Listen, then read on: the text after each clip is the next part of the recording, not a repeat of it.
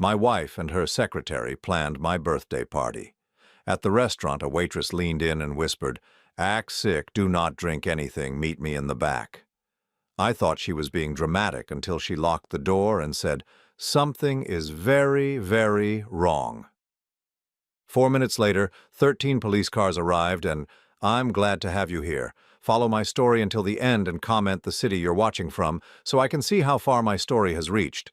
My name is Alan, and at 62 years old, I thought I knew my wife. After 28 years of marriage, I believed Zoe and I had settled into that comfortable rhythm that long married couples find. We had our routines, our quiet evenings, our shared understanding of what mattered. But as I sat at my kitchen table that December morning, staring at the elaborate invitation in my hands, I realized I might not know her at all. The invitation was printed on heavy cardstock, the kind you'd use for a wedding or an important business event. Golden lettering spelled out the details of my upcoming 62nd birthday celebration, planned down to the last detail by my loving wife and her new secretary, Marcus. That should have been my first warning sign. In all our years together, Zoe had never organized anything more elaborate than a dinner reservation. She was practical, efficient, but never one for grand gestures. "Isn't it beautiful?" Zoe appeared behind me, her hand resting lightly on my shoulder. Her voice carried an excitement I hadn't heard in months, maybe years. "Marcus helped me design it. He has such an eye for these things." I looked up at her, studying the face I'd woken up next to for nearly 3 decades. Her blonde hair was freshly styled, her makeup more carefully applied than usual for a Tuesday morning. She wore the blue dress I'd bought her last Christmas, the one she'd claimed was too fancy for everyday wear.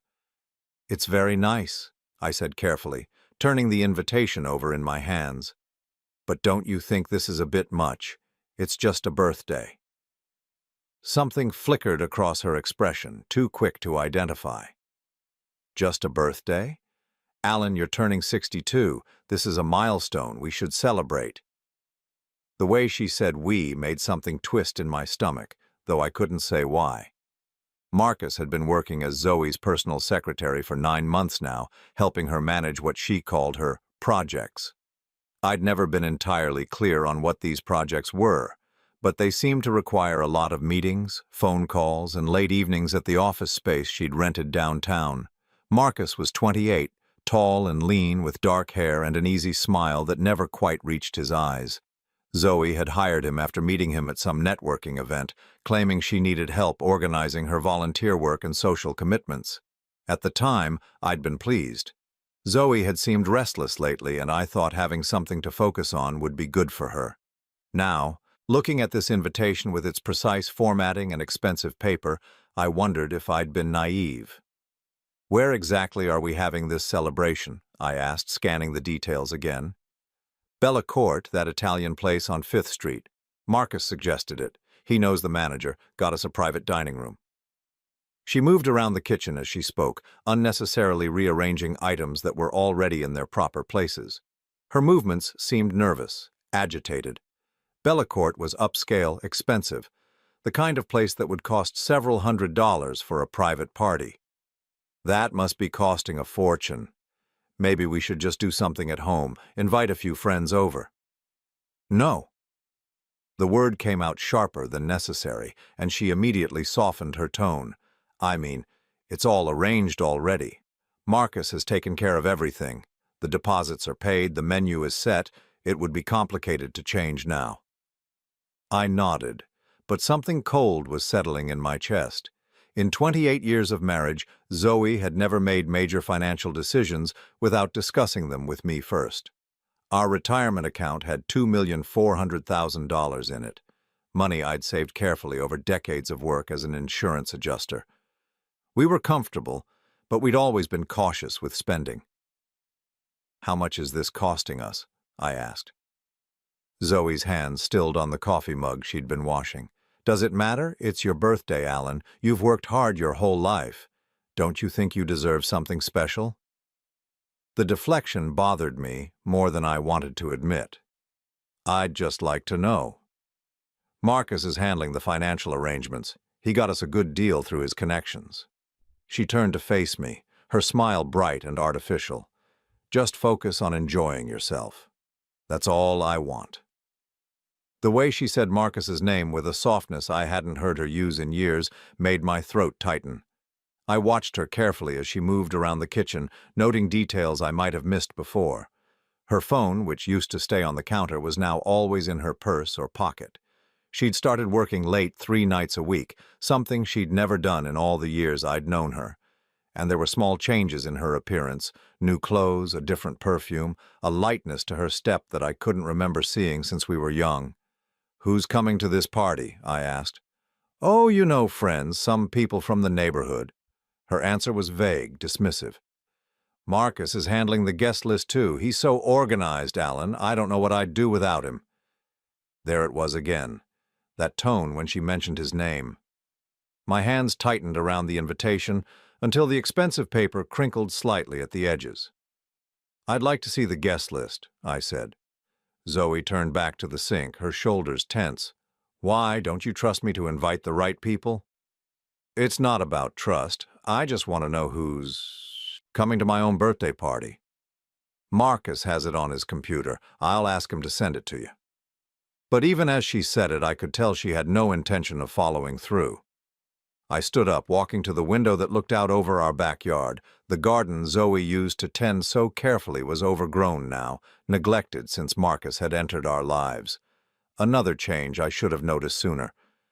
"Zoe," I said carefully, "is everything okay? Between us, I mean?" She joined me at the window, slipping her arm through mine in a gesture that should have felt natural but somehow didn't.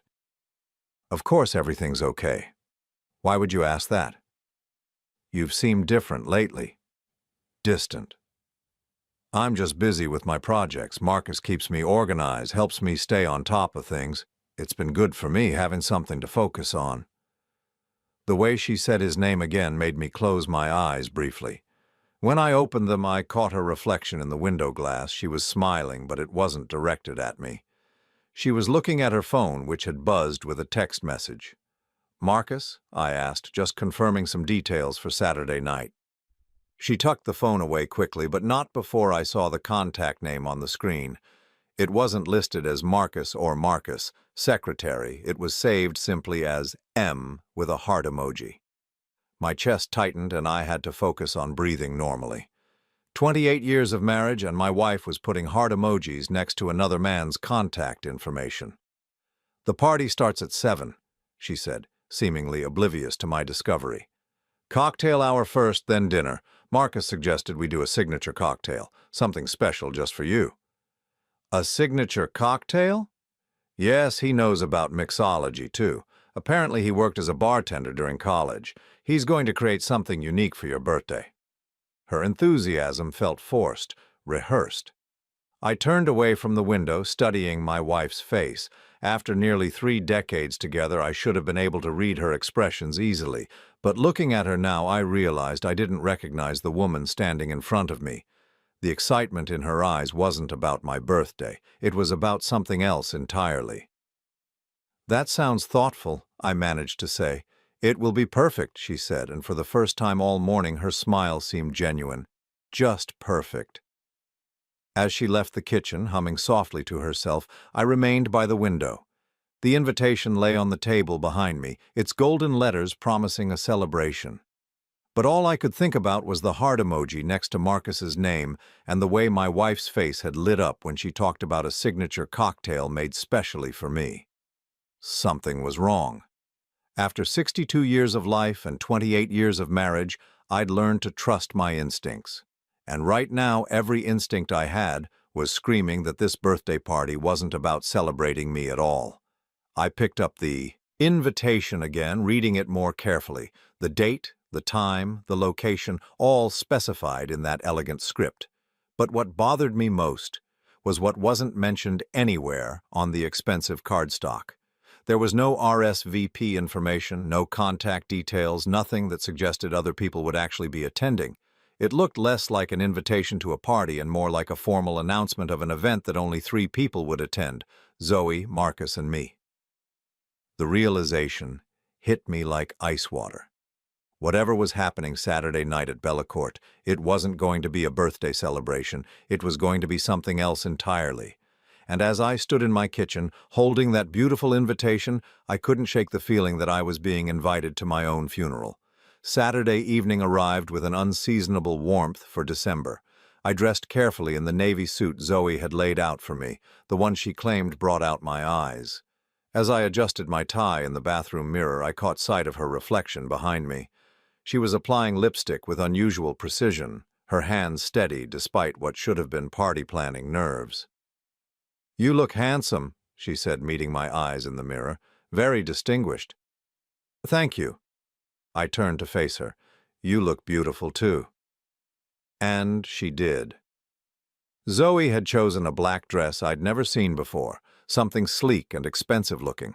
Her jewelry was more elaborate than usual, and she'd had her hair done at the salon that afternoon. She looked like she was dressing for something important, something that mattered to her deeply.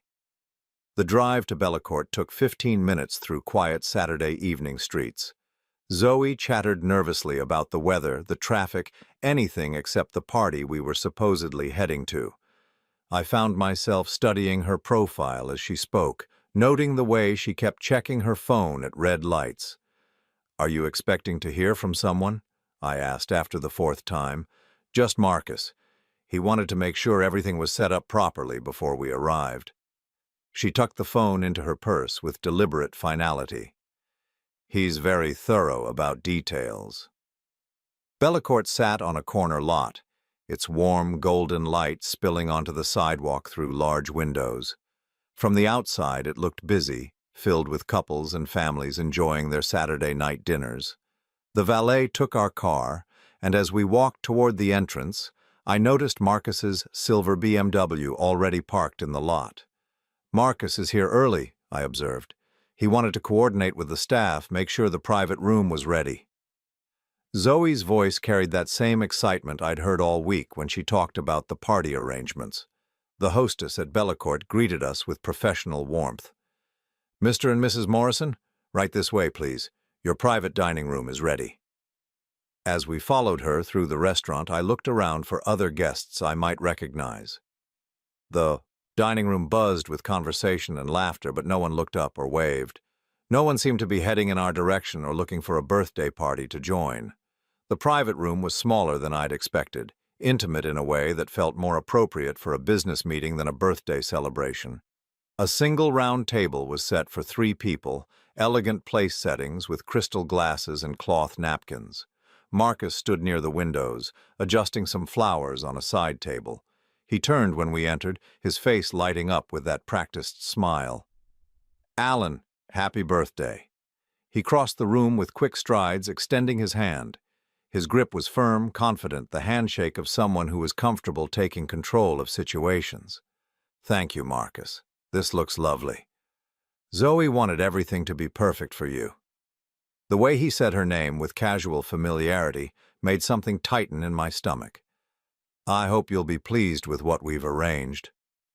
I looked around the room again. 3 place settings. No other guests. No presents on a gift table. No decorations beyond the flowers Marcus had been adjusting. "Are we waiting for other people to arrive?" I asked.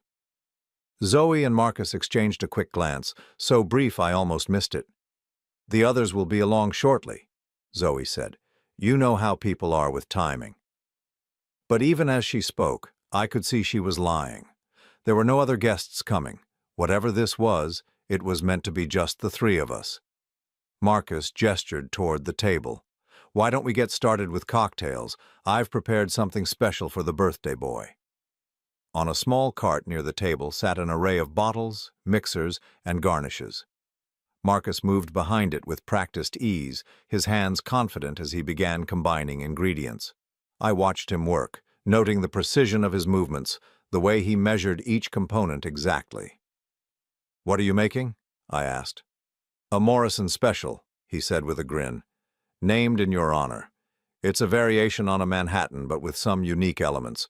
Premium bourbon, a special vermouth blend, and a few secret ingredients that make it completely one of a kind." He held up a small, dark bottle as he spoke, something I didn't recognize. The liquid inside was almost black, syrupy. He added just a few drops to the mixture, then stirred it with deliberate precision. "What's in that bottle?" I asked.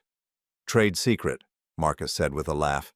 "Every mixologist has his special touches. This is mine." Zoe moved to stand beside Marcus, close enough that their arms brushed. Marcus worked in some very upscale bars during college. He knows how to create drinks that are absolutely memorable. The way she emphasized memorable made my skin crawl. Marcus strained the cocktail into a crystal glass, added a garnish, and presented it to me with a flourish. "Happy birthday, Alan. May this be a night you'll never forget." I took the glass, noting its unusual color. Most Manhattans were amber or dark brown, but this one had an almost purple tint. The smell was off too, medicinal underneath the familiar bourbon and vermouth. "Aren't you two having one?" I asked, noticing that Marcus had only prepared a single cocktail. "We thought we'd have wine with dinner," Zoe said quickly. "This is special just for you." Marcus nodded, opening a bottle of red wine and pouring 2 glasses. "We wanted you to have something unique, something that celebrated you specifically." I held the cocktail glass, feeling its weight. Everything about this moment felt wrong. The empty room, the single special drink, the way Zoe and Marcus kept watching me with barely concealed anticipation. "Go ahead," Marcus urged. "Try it. I'm very curious to get your feedback." Something in his tone made me look up sharply.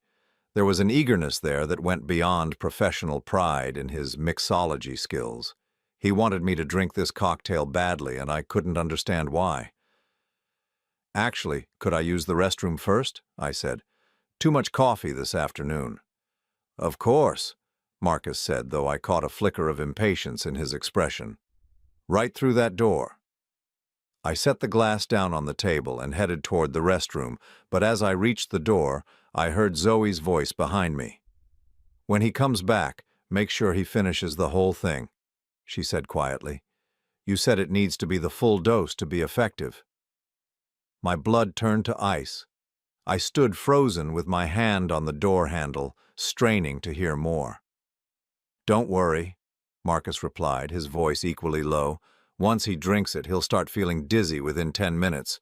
We'll call 911, say he's having chest pains. At his age, with his family history, nobody will question a heart attack." "And you're sure it will look natural?" "Completely. The compound is undetectable in standard toxicology screens. By the time anyone thinks to run more sophisticated tests, if they ever do, it'll be too late to matter." I pressed my back against the wall, my heart pounding so hard I was afraid they'd hear it. They were talking about killing me. My wife and her lover were planning to poison me and make it look like a natural heart attack. "What about the life insurance?" Zoe's voice was barely a whisper. $800,000 payable to you as beneficiary, plus all his retirement savings, the house, everything will be set for life. "And after a respectable mourning period?" "We can be together openly. No more sneaking around, no more pretending. Just you and me and all of Alan's money." I closed my eyes, feeling sick. Not just because they wanted to kill me, but because of how casual they sounded discussing it. How long had they been planning this? How long had my wife been looking at me and seeing nothing but a bank account to be liquidated? The restroom door opened with a soft creak, and I slipped inside, my hands shaking as I locked it behind me. I leaned against the sink, staring at my reflection in the mirror.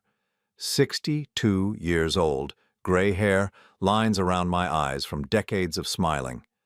I looked like exactly what I was, a trusting older man who'd never imagined his wife would want him dead. But I wasn't going to make it easy for them. I pulled out my phone and quickly typed a text message, then hit send. If Marcus and Zoe thought they were going to poison me and collect my life insurance, they had seriously underestimated who they were dealing with. When I returned to the dining room, they both looked up expectantly. Marcus gestured toward my untouched cocktail. "Everything all right? Your drink is getting warm." "Just fine," I said, picking up the glass. "Sorry to keep you waiting." I raised the cocktail toward my lips, watching their faces carefully. Zoe leaned forward slightly, her eyes bright with anticipation. Marcus stood perfectly still, but I could see the tension in his shoulders. Just as the glass reached my lips, there was a gentle knock on the door. A young woman peered in, wearing the black pants and white shirt of the restaurant staff. "Excuse me," she said, her voice urgent but quiet. "Sir, could I speak with you for a moment? There's been a small issue with your credit card." Marcus frowned. "Can't this wait? We're in the middle of a private celebration." The waitress met my eyes directly. "I'm afraid it's urgent, sir. If you could just step outside for one moment." Something in her expression made me stand up immediately. "Of course," I said, setting down the untouched cocktail. "I'll be right back." As I followed her out of the room, I heard Zoe call after me. "Don't be long, darling. Your drink will get cold." The waitress led me down a short hallway to a service area. Once we were alone, she turned to face me, her expression deadly serious. "My name is Sarah," she said quietly, "and I need you to listen to me very carefully. Do not go back in there. Do not drink that cocktail. And whatever you do, do not let them know that you know." I stared at her, my heart racing. "How do you—" "There's no time to explain everything," she interrupted. "But I overheard them talking while I was setting up the room earlier. They're planning to hurt you. That drink has something in it, something that will make you very sick." The relief that flooded through me was so intense I had to grip the wall for support. I wasn't going crazy. I wasn't paranoid. Someone else had seen through their plan. "What do I do?" I asked. Sarah glanced around nervously. "Act like everything is normal. Go back in there, pretend to drink, but don't actually swallow anything. I've already called for help." "Called who?" "People who can stop this," she said cryptically. "Just trust me, and whatever happens in the next few minutes, stay calm." As she spoke, I heard the distant sound of sirens approaching. Sarah's expression grew determined. "It's time," she said. "Remember, act normal, but don't drink anything. Help is on the way." I walked back into the private dining room on unsteady legs, my mind reeling from Sarah's warning. The scene looked exactly as I'd left it. Zoe sitting elegantly at the table, Marcus standing near the window with his wine glass, both of them wearing expressions of patient concern. "Everything sorted out?" Marcus asked, his voice carrying just the right note of polite interest. "Yes, just a minor authorization issue." I picked up my cocktail glass, noting how their eyes immediately focused on my hands. "Sorry for the interruption." "No problem at all," Zoe said, her smile bright and encouraging. "These things happen. The important thing is we're all here together now." I raised the glass toward my lips again, watching their faces. Zoe's breathing had quickened almost imperceptibly. Marcus had set down his wine and was watching me with the intensity of a predator watching prey. The sirens were getting closer now, though they didn't seem to notice yet. I pretended to take a sip, letting the liquid touch my lips, but not allowing any into my mouth. The smell was worse up close, medicinal and bitter underneath the bourbon. "How is it?" Marcus asked eagerly. "Interesting," I said carefully. "Very unique flavor profile." "I told you Marcus was talented," Zoe said, but there was a tension in her voice now. "Drink up, darling. Don't let it get warm." The endearment felt like acid in my ears. How long had she been calling me darling while planning my death? How many nights had she lain beside me in bed, thinking about my life insurance policy instead of our life together? "Marcus," I said, setting the glass down again, "tell me about your background. Zoe mentioned you worked in high-end bars during college." A flicker of annoyance crossed his features. "We can talk about that later. Your birthday drink is getting diluted." "I'm curious, though, which bars? I used to travel quite a bit for work. Might have been to some of them."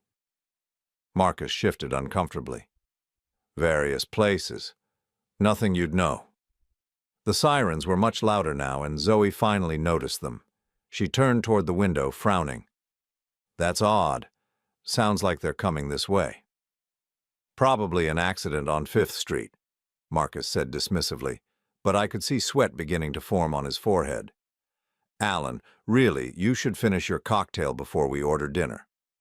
I picked up the glass one more time, and as I did, The door to the dining room burst open. Sarah entered first, followed by 3 police officers and a woman in a business suit who had the unmistakable bearing of a detective. "Nobody move," the detective said calmly, her voice carrying absolute authority. "Mr. Morrison, please step away from that glass." The effect on Marcus and Zoe was immediate and devastating. Marcus went completely white, his wine glass slipping from his fingers to shatter on the floor. Zoe made a small, choking sound, her hand flying to her throat. "What's going on?" she managed to say, but her voice was strangled, guilty. The detective moved to the table and carefully picked up my cocktail glass with a napkin. "This drink is evidence in an attempted murder case." "Murder?" Zoe's voice climbed to a near shriek. "That's ridiculous. This is my husband's birthday party." One of the officers was already moving toward Marcus, who seemed frozen in place. "Sir, I need you to put your hands where I can see them." "This is insane," Marcus said, but his voice cracked on the words. "We haven't done anything wrong." The detective looked at him with cold professionalism. "Mr. Marcus Delacroix, you're under arrest for conspiracy to commit murder and attempted murder in the first degree." "Delacroix?" I stared at Marcus in shock. "I thought your last name was Rains." "One of many aliases," the detective said grimly as the officer cuffed Marcus. "His real name is Marcus Delacroix, and he's wanted in connection with similar cases in 3 other states." The words hit me like a physical blow. This wasn't just about my wife having an affair. This was something much worse, much more calculated. "Mrs. Morrison," the detective continued, turning to Zoe, "you're also under arrest for conspiracy to commit murder." "No!" Zoe lunged toward me, her face desperate. "Alan, tell them this is crazy. Tell them we're just having a birthday dinner." I looked at my wife, this woman I'd shared my life with for 28 years, and felt like I was seeing a stranger. "Zoe, they heard you talking. They heard you planning to kill me." Her face crumpled, but not with remorse, with the rage of someone whose carefully laid plan had been ruined. "You don't understand," she hissed. "You're old, Alan. You're boring. You've been boring for years. Marcus and I, we're alive. We have passion. We deserve better than this mediocre existence." The words cut deeper than I'd expected. "So you decided to kill me for the insurance money?" $800,000, Marcus said bitterly as the officer led him toward the door. "Plus your retirement savings. We could have had a real life together." "What you would have had," the detective interrupted, "was murder charges. The compound you put in that cocktail would have caused cardiac arrest within minutes. It would have looked natural to a cursory examination, but we've seen this exact method before." I felt sick. "Before?" The detective nodded grimly. "Mr. Delacroix has been running this operation for 5 years. He targets older men with substantial assets, seduces their wives, and convinces them to help murder their husbands for the inheritance." "How many?" I whispered. "You would have been number 7. The room seemed to spin around me. 7 men, 7 marriages destroyed, 7 families devastated by this man's greed and my wife's willingness to betray everything we'd built together. "Alan," Zoe said, desperately as the second officer moved to arrest her, "you have to understand. I never meant for it to go this far. Marcus said it would be quick, painless, you wouldn't suffer." "You were going to watch me die," I said quietly. "You were going to hold my hand while I had what looked like a heart attack, and you were going to let me die believing you loved me." Tears were streaming down her face now, but they looked fake, calculated. "I did love you. I do love you. This isn't about love." "No," I agreed. "It's about $800,000 and a retirement account worth $2,400,000. The detective looked up sharply. $2,400,000? That's significantly more than we were told. Marcus, who had been silent since his arrest, suddenly spoke up. "What?" "Zoe, you said it was maybe $500,000 total." For the first time since the police had arrived, Zoe looked genuinely panicked. I didn't know the exact amount." "You lying bitch," Marcus snarled. "You were planning to cut me out of most of it, weren't you?" The detective watched this exchange with professional interest. Thieves falling out, always happens eventually. As they led Marcus away, he turned back to Zoe with pure hatred in his eyes. I hope you rot in prison. You're as cold-blooded as they come. Zoe looked at me one last time as the officer guided her toward the door. Alan, please. I know I made mistakes, but we can work this out. 28 years of marriage has to count for something. I stood there in the wreckage of what had been my birthday celebration, surrounded by broken glass and the remains of my shattered trust. 28 years, I repeated slowly. 28 years of me believing you loved me. 28 years of me working to build a future for us, and you threw it all away for money and a man who was using you just as much as you were using me. That's not true, she whispered. Isn't it? I looked at her steadily. How long, Zoe? How long were you planning this? She didn't answer, but the detective did. Based on our investigation, they've been planning this for approximately 6 months. The relationship between your wife and Mr. Delacroix began shortly after he was hired as her secretary. 6 months. Half a year of living with a woman who was actively planning my murder. Half a year of good morning kisses and good night wishes from someone who saw me as nothing more than an obstacle to be removed. After they took Zoe away, I found myself alone in the dining room with Sarah and the detective. The silence was heavy, broken only by the distant sounds of the restaurant continuing its normal Saturday night service. Mr. Morrison, the detective said gently, I'm Detective Rodriguez. I know this has been traumatic, but I need to ask you some questions about your wife's recent behavior. I nodded numbly, sinking into one of the chairs. Sarah, I said, looking at the young woman who had saved my life. How did you know? Sarah sat down across from me, her expression serious. I'm a registered nurse. I work here part-time to help pay off student loans from nursing school. When I was setting up this room earlier, I overheard them discussing the plan, the symptoms they described, the timeline they mentioned. It all matched with certain types of poisoning I'd studied. So you called the police? I called Detective Rodriguez specifically. My supervisor at the hospital had briefed us about this type of case after 2 suspicious deaths at other medical facilities in the area. Detective Rodriguez nodded. We've been tracking Mr. Delacroix for 8 months, but he's careful. He never uses the same method twice in the same city, and he always makes sure the deaths look natural. This is the first time we've been able to catch him in the act. I stared down at my hands, still shaking slightly. What happens now? Now you go home, and you try to rebuild your life, Detective Rodriguez said kindly. And Mr. Delacroix and your wife go to prison for a very long time. As I sat there in that elegant private dining room, surrounded by the remnants of what should have been a birthday celebration, I realized something profound had changed inside me. For 28 years, I had defined myself as half of a couple, as Zoe's husband, as part of a partnership I thought was built on love and mutual respect. But that partnership had been an illusion. While I was working to secure our future, Zoe was planning to end mine.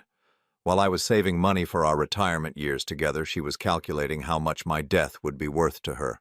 The man who walked into Bellecourt that evening had been trusting, devoted, perhaps naive. The man who would walk out was someone different entirely. Someone who understood that the most dangerous predators are often the ones who share your bed, who know your routines, who have access to your vulnerabilities. As Sarah helped me gather my coat and Detective Rodriguez finished collecting evidence, I caught sight of my reflection in the restaurant's dark window. I looked older somehow, but not weaker. There was something in my eyes that hadn't been there before, a hardness born of betrayal, but also a clarity I'd been lacking. Tomorrow I would have to face the reality of my new life. Tomorrow I would have to figure out how to exist without the woman I'd thought was my partner, my companion, my friend, but tonight I was alive. And for the first time in months I was finally seeing clearly. 3 days after my birthday dinner that became an arrest scene, I sat in Detective Rodriguez's office, staring at a thick manila folder that contained the truth about the man my wife had been willing to kill for. The fluorescent lights hummed overhead, casting harsh shadows across documents that detailed a life built entirely on deception and murder. Are you sure you want to see all of this? Detective Rodriguez asked gently. She'd been kind to me throughout this nightmare, understanding that having your entire life shattered requires a certain delicate handling. I need to know, I said, though my voice came out hoarse. I need to understand what she chose over 28 years of marriage. The detective opened the folder, revealing photographs, police reports, and financial documents. The first photo showed Marcus as I knew him, confident and smiling. The second showed the same face with different hair, different clothing, under a different name. Marcus Delacroix is 31 years old, not 28 as he told your wife. He's originally from Louisiana, though he's used addresses in 7 different states over the past decade. I studied the photographs, seeing how easily he'd transformed himself. The charming smile was consistent, but everything else about his appearance could change. Hair color, style of dress, even his posture seemed different in each image. His real background? College dropout, spent 2 years in prison for fraud when he was 23. That's where he met Vincent Carrera, an older inmate who taught him the finer points of what they call inheritance acceleration. The euphemism made my stomach turn. You mean murdering people for their money? Exactly. Carrera had been running this type of operation for years before he got caught. He taught Marcus that targeting older men through their wives was the safest approach. Less suspicion, easier to make deaths look natural, and the wife becomes both accomplice and cover story. Detective Rodriguez pulled out a timeline, marked with dates and locations. After his release from prison, Marcus spent 6 months practicing his approach on wealthy widows in small towns, perfecting his persona. Then he moved to larger cities and began the husband-targeting operation. How many wives has he done this with? 8 that we know of. Your wife was number 8. I felt like I'd been punched. 8 women willing to murder their husbands? It's more complicated than that, the detective said carefully. Marcus is extremely skilled at psychological manipulation. He doesn't approach women and immediately suggest murder. He spends months, sometimes over a year, gradually isolating them from their support systems and building dependency. She pulled out a psychological profile, dense with clinical language that somehow made Marcus's crimes feel even more calculating. He targets women in long-term marriages who feel unappreciated or neglected. He presents himself as successful, attentive, everything their husbands supposedly aren't.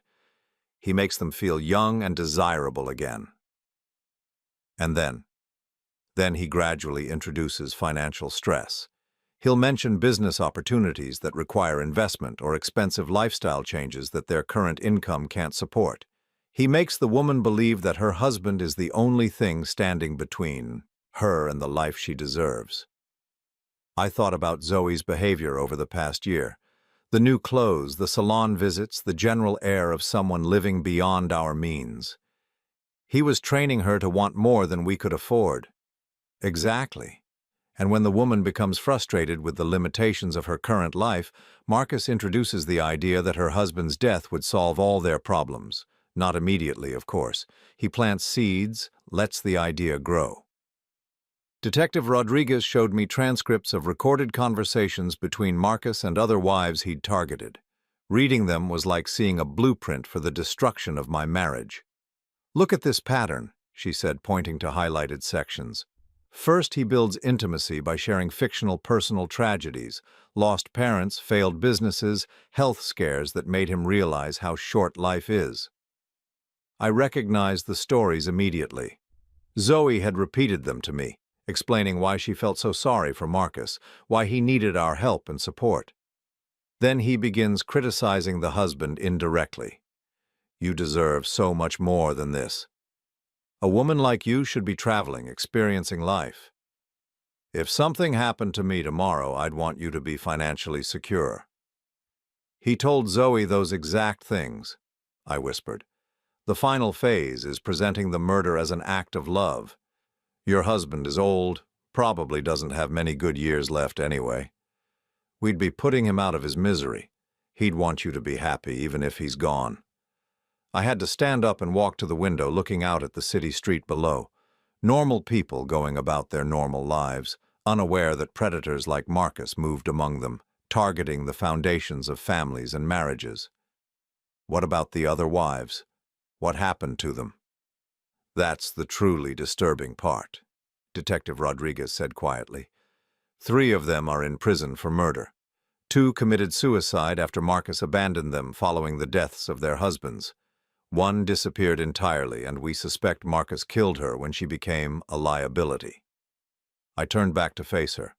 And the other 2? 1 is in a psychiatric facility. The psychological trauma of what she'd done, combined with Marcus's abandonment, caused a complete breakdown. The 8th wife was actually the one who led us to Marcus. She pulled out another file, this one containing the testimony of a woman named Patricia Holmes. Patricia's husband was targeted last year in Phoenix, but unlike the others, Patricia got cold feet at the last minute and called the police herself. She turned him in? She realized that Marcus had been lying to her about everything, his background, his feelings for her, even his name. When she confronted him, he became violent and threatened to kill her if she exposed him. I sat back down, feeling overwhelmed by the scope of Marcus's operations. This wasn't a crime of passion or even simple greed. It was a business carefully planned and methodically executed. How did he find Zoe? Detective Rodriguez pulled out surveillance photos showing Marcus at various social events, charity functions, and networking meetings. He researches potential targets extensively. He looks for women married to men with substantial assets, particularly those who seem isolated or unhappy. 1 photo showed Marcus at a charity auction, the same event where Zoe had met him. In the background, I could see my wife laughing at something he was saying, completely unaware that she was being evaluated as a potential accomplice to murder. He spent 3 months observing your wife before approaching her. He knew about your retirement savings, your life insurance, even your daily routines before he ever introduced himself. How could he know all that? Public records, social media, even something as simple as following your wife's car to learn your patterns. Marcus is extremely thorough in his preparation. The detective showed me Marcus's notebook, recovered from his apartment after his arrest, pages and pages of notes about my life, my marriage, my vulnerabilities. He documented every detail of our relationship, looking for weaknesses he could exploit. Look at this entry, she said, pointing to a page dated 6 months ago.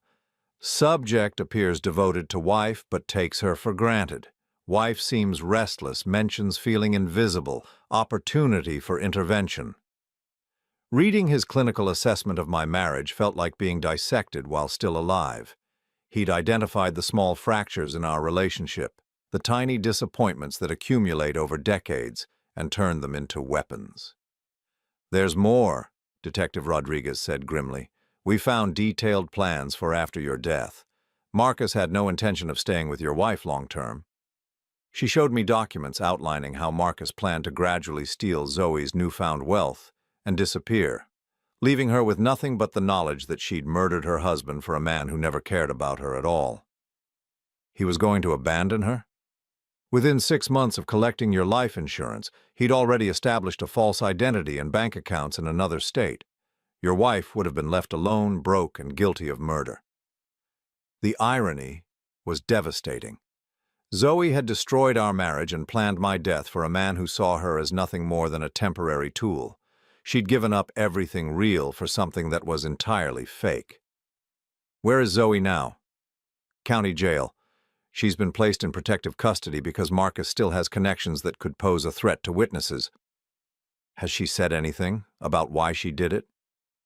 Detective Rodriguez hesitated. She's been asking to see you. Her lawyer says she wants to explain herself, to apologize. I laughed, but there was no humor in it. Apologize for planning to murder me?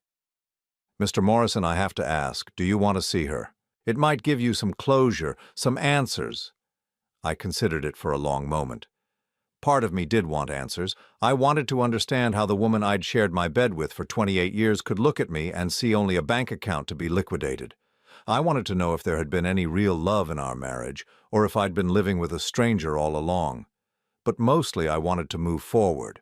I wanted to reclaim my life from the wreckage Marcus had made of it. No, I said finally. Whatever Zoe has to say, I don't need to hear it. She made her choice when she decided to poison me for money. Detective Rodriguez nodded approvingly. That's probably wise. In my experience, these conversations rarely provide the closure people hope for. As I prepared to leave her office, she handed me one final document. Marcus's full confession. He gave up everything once he realized Zoe had lied about the amount of money involved. He's facing multiple murder charges in several states, but he wanted to make sure she didn't get a reduced sentence. I took the confession, but didn't open it. I'd learned enough about Marcus Delacroix to understand what my wife had chosen over our marriage. She'd chosen a fantasy, a carefully constructed lie designed to separate her from her conscience and me from my life. Walking out of the police station that afternoon, I felt something I hadn't experienced in months: clarity. For the first time since this nightmare began, I understood exactly what I was dealing with. Not a marriage that had failed, not a wife who had fallen out of love, but a targeted attack by a professional predator who had turned my own spouse into a weapon against me. The knowledge was devastating, but it was also liberating. I hadn't failed as a husband. I hadn't driven Zoe away through neglect or indifference. I had simply been unlucky enough to be married to a woman vulnerable to Marcus's particular brand of manipulation. That evening, I sat in my kitchen, the same room where I'd first noticed the heart emoji next to Marcus's name in Zoe's phone. The house felt different now, not because she was gone, but because I finally understood who she really was. Tomorrow, I would begin the process of rebuilding my life. But tonight, I was grateful for one simple, profound truth. I was alive, and the people who had wanted me dead were in prison where they belonged.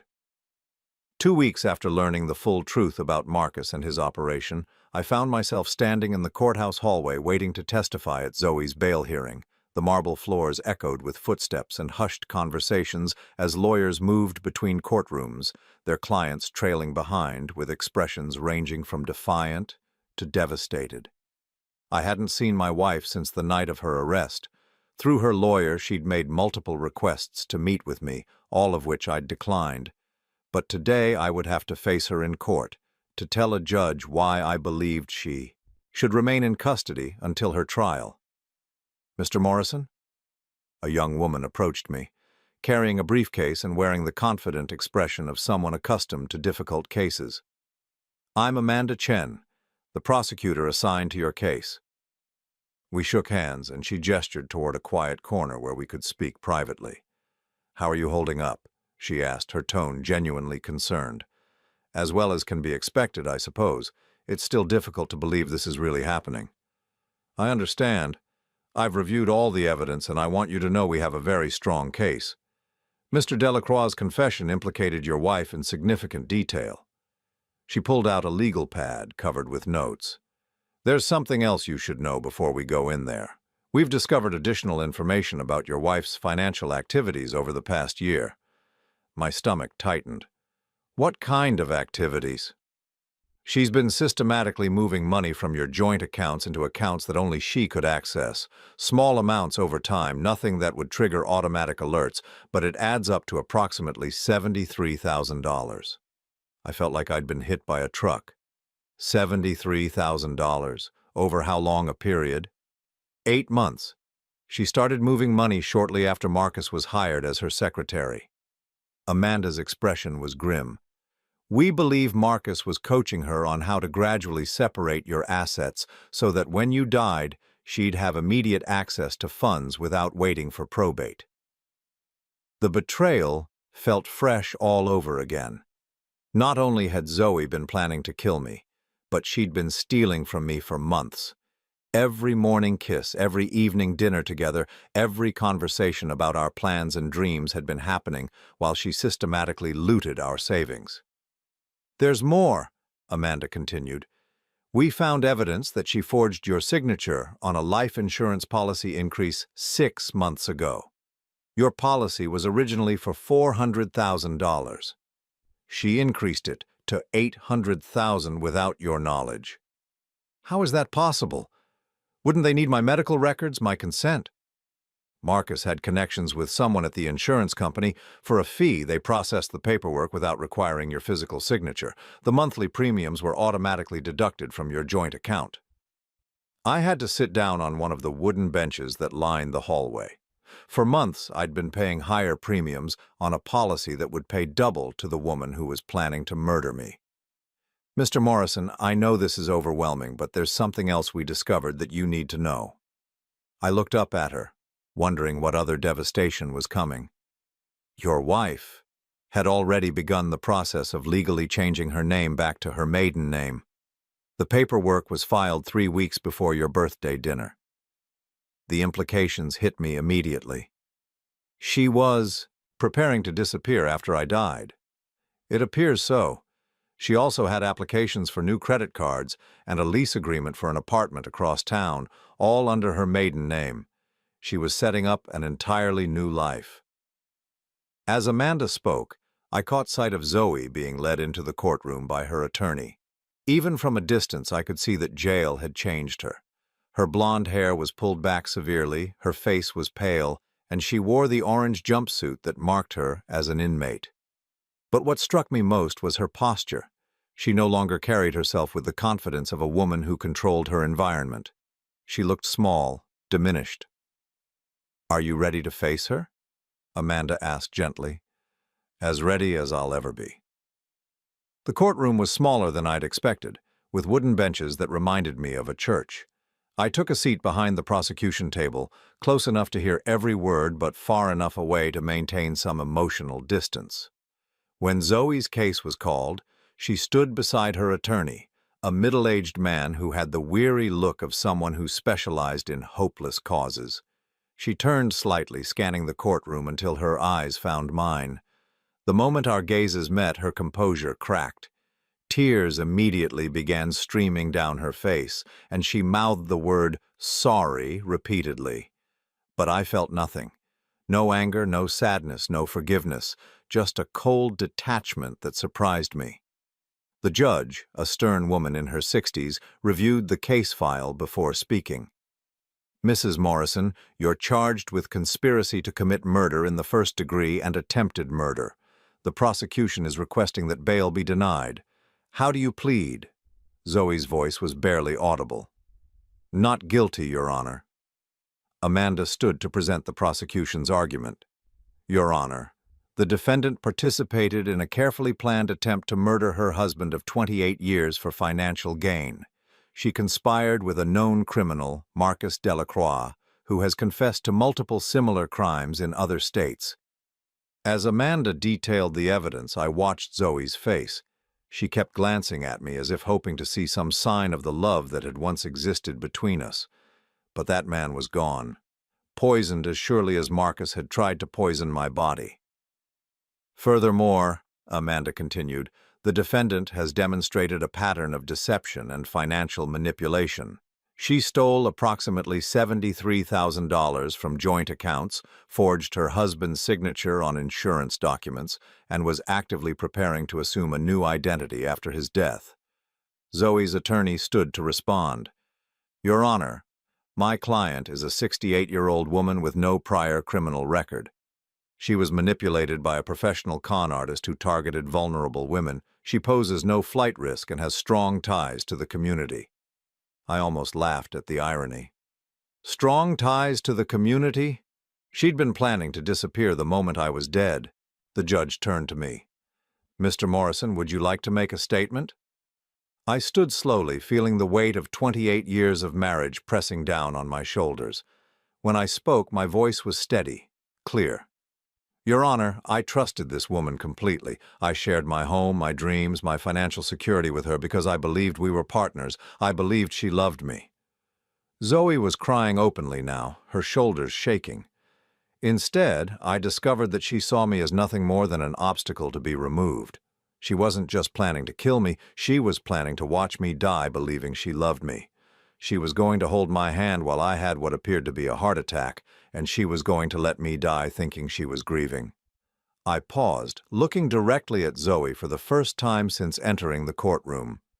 That level of calculated cruelty, that willingness to betray everything we built together, that makes her dangerous, not just to me but to anyone who stands between her and what she wants. The judge nodded thoughtfully.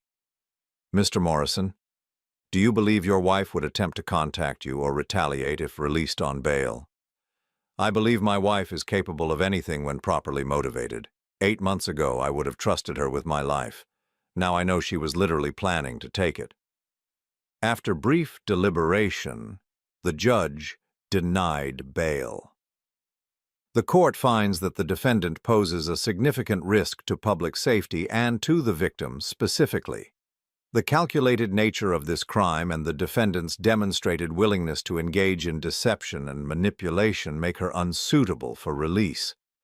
As the bailiff led Zoe away, she turned back one final time. "Alan," she called out, her voice breaking, "please, I know I made mistakes, but I love you. I've always loved you." I remained seated, watching her disappear through the door that led back to the holding cells. The words that should have meant everything meant nothing now. Love didn't plan murder. Love didn't steal and lie and manipulate. What Zoe felt for me might have been many things, but it wasn't love. Outside the courthouse, Amanda walked with me to my car. "How do you feel about how that went?" "Relieved," I said honestly. I was afraid I might feel sorry for her, might start doubting myself. But seeing her today, hearing her lawyer try to paint her as a victim, it just reinforced that I never really knew who she was. "The trial will be more difficult," Amanda warned. "Her attorney will try to portray Marcus as the mastermind and your wife as his victim. They'll argue that she was psychologically manipulated, that she wasn't responsible for her actions." I nodded. "I understand. But the evidence speaks for itself, doesn't it? The stolen money, the forged documents, the preparations to disappear, those weren't the actions of someone being controlled." "Exactly, and we have Marcus's confession detailing how willing and eager she was to participate in the plan." That evening I sat in my living room, looking through photo albums that chronicled 28 years of marriage. There was Zoe on our wedding day, radiant in white, promising to love and cherish me until death do us part. There she was at Christmas mornings, birthday celebrations, anniversaries. In every photo, she looked like a loving wife. But now I understood that appearances could be deceiving. The woman in those photographs had been playing a role, just as she'd played a role during our entire marriage. The real Zoe was the one who could steal from me while making my morning coffee, who could plan my death while asking about my day. I closed the album and carried it to the fireplace. One by one, I fed the photographs to the flames, watching 28 years of false memories turn to ash. I wasn't destroying evidence of love, I was destroying evidence of the greatest deception of my life. As the last photo curled and blackened in the fire, I felt something shift inside me. The man who had walked into Bellecourt for his birthday dinner had been a victim, manipulated and betrayed by people he trusted. But the man sitting by this fireplace was something different. I was a survivor, and now I was free to discover who I really was when I wasn't defining myself as half of a marriage that had been built on lies. The revenge I was taking wasn't loud or dramatic. It was quiet, thorough, and permanent. I was taking back my life, my future, and my right to trust again. I was reclaiming everything Zoe and Marcus had tried to steal from me, including my faith in my own judgment. Tomorrow I would begin the legal process of divorce. I would change my will, my insurance beneficiaries, and my bank account access. I would methodically erase every trace of Zoe from my financial life, just as she had tried to erase me from existence. It wasn't about hatred or anger anymore. It was about justice, served cold and complete. 6 months after the trial ended, I stood on the deck of my new home, watching the sunrise paint the lake in shades of gold and pink. The house was smaller than the one I'd shared with Zoe, but it was entirely mine, chosen by me, decorated according to my tastes alone. For the first time in decades, every decision about my living space reflected only my preferences. The trial had lasted 3 weeks and ended exactly as Amanda had predicted it would. Marcus received life in prison without the possibility of parole for multiple counts of murder in the first degree. Zoe was sentenced to 25 years for conspiracy to commit murder and attempted murder. At 68 years old, she would likely spend the rest of her life in prison. During the sentencing, she had tried one last time to reach me, calling out across the courtroom that she was sorry, that she had never stopped loving me. But by then, I understood that Zoe's definition of love was so twisted, so fundamentally selfish, that her apology meant nothing. The financial recovery had been more successful than I'd dared hope. The $73,000 she'd stolen was returned to me, along with additional funds that Marcus had already transferred to accounts in her name. The forged insurance policy was voided, but I kept the original $400,000 policy with a new beneficiary, a scholarship fund I'd established for nursing students like Sarah. Sarah, the young woman who had saved my life, had become an unlikely friend. She'd testified at the trial, her clear professional testimony helping to establish the timeline of events that night at Bellacourt. Afterward, we'd stayed in touch, and I'd learned that she was working 2 jobs while completing her nursing degree.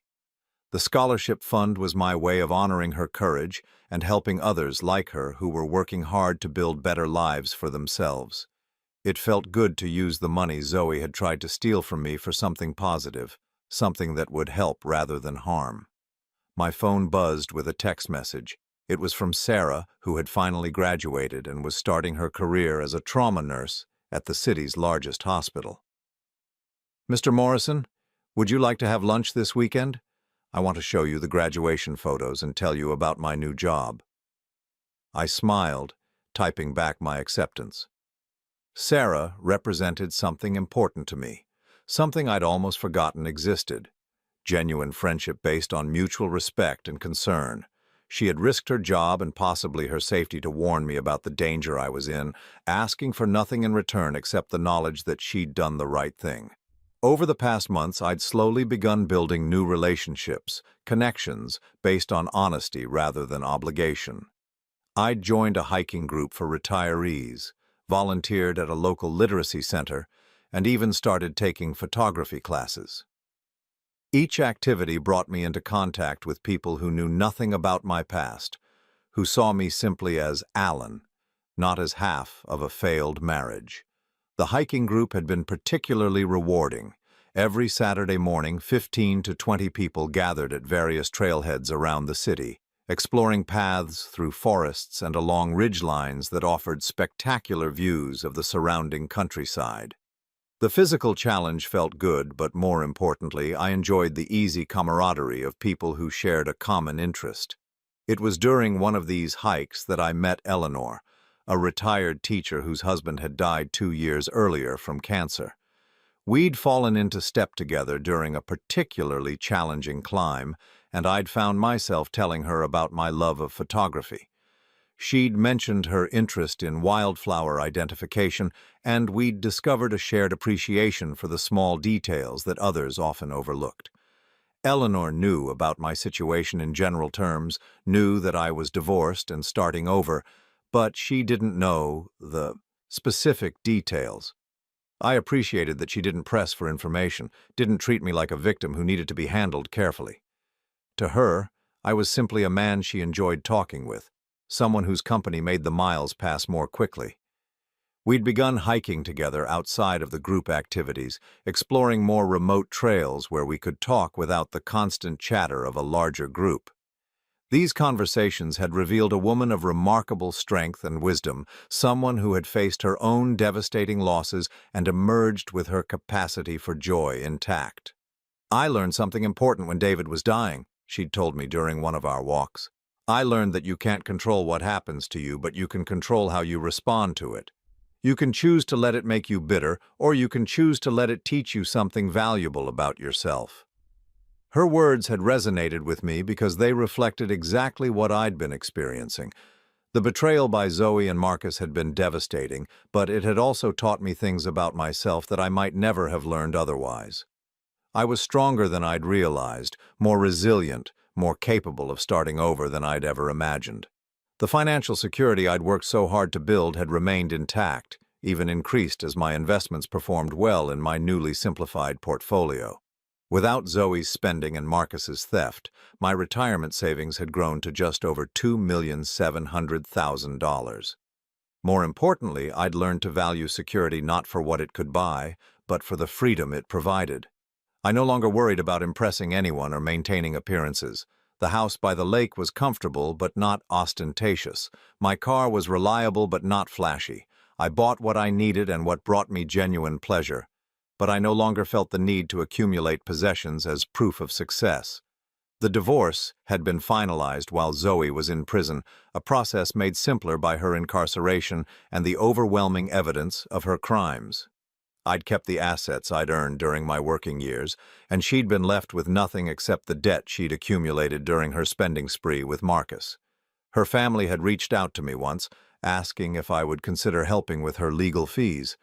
Her sister had called me, crying, explaining that Zoe was family and that families should stick together during difficult times. I'd listened politely, then explained that Zoe had forfeited any claim on my loyalty when she'd decided to murder me for money. The conversation had ended quickly. That evening, as I prepared dinner in my new kitchen, I reflected on how different my life had become. The kitchen was designed for one person, efficient and organized according to my preferences. I cooked what I wanted to eat, listened to music I enjoyed, and ate my meals on the deck while watching the lake change color as the sun set. It was a peaceful existence, but not a lonely one. In addition to Sarah and Eleanor, I'd developed friendships with several members of the hiking group, my photography instructor, and the volunteers at the literacy center. These relationships were different from the marriage I'd shared with Zoe, less intense but more genuine. I'd learned to value consistency over passion, honesty over excitement, respect over romance. The people in my life now were there because they chose to be, not because they were trapped by legal obligation or financial dependence. My phone rang, interrupting my thoughts. It was Detective Rodriguez calling with an update on Marcus's case. "Mr. Morrison, I thought you'd want to know. Marcus Delacroix was sentenced today in Louisiana for 2 additional murders we've connected to him. He received 2 more life sentences." "How many victims were there total?" 9 that we can prove, possibly as many as 12. "Your case was the key that allowed us to connect the others and build a pattern." I felt a grim satisfaction knowing that Marcus would never have the opportunity to destroy another family. "What about the other wives?" 2 more have been convicted and sentenced. 1 took a plea deal in exchange for testimony against Marcus. The others, she paused. "Well, let's just say justice isn't always perfect, but we got the main predator." After hanging up, I sat on my deck watching the last light fade from the sky. 9 families destroyed by Marcus's greed and manipulation. 9 men who'd trusted their wives only to be betrayed by the people closest to them. I was lucky to be alive, fortunate that Sarah had overheard the right conversation at the right time. But luck was only part of it. I'd also made choices during those terrifying moments at Bellacourt. I'd chosen to trust Sarah's warning, chosen to cooperate with the police, chosen to testify against Zoe despite the pain it caused. Most importantly, I'd chosen to rebuild my life rather than retreat into bitterness and isolation. As I prepared for bed that night in my lake house, I looked at the photograph I kept on my nightstand. It wasn't a picture of Zoe or our wedding or any of the milestones of our marriage. It was a photo I'd taken during a recent hike with Eleanor, a close-up of wildflowers growing in a crack in the granite rocks along the trail. The image reminded me that beauty could flourish in the most unlikely places, that life found a way to continue even in harsh conditions. Those flowers hadn't grown despite the rocky soil. They'd grown because they'd found a way to thrive in the environment they'd been given. I was 63 years old now, with enough money to live comfortably for the rest of my life and the freedom to choose how I wanted to spend my remaining years. I had friends who valued me for who I was, not what I could provide for them. I had hobbies that brought me joy and volunteer work that gave my life meaning. Most importantly, I had learned to trust myself again.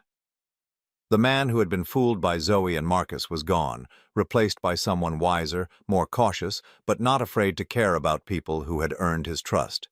Tomorrow, Sarah would visit for lunch, bringing her graduation photos and stories about her new career.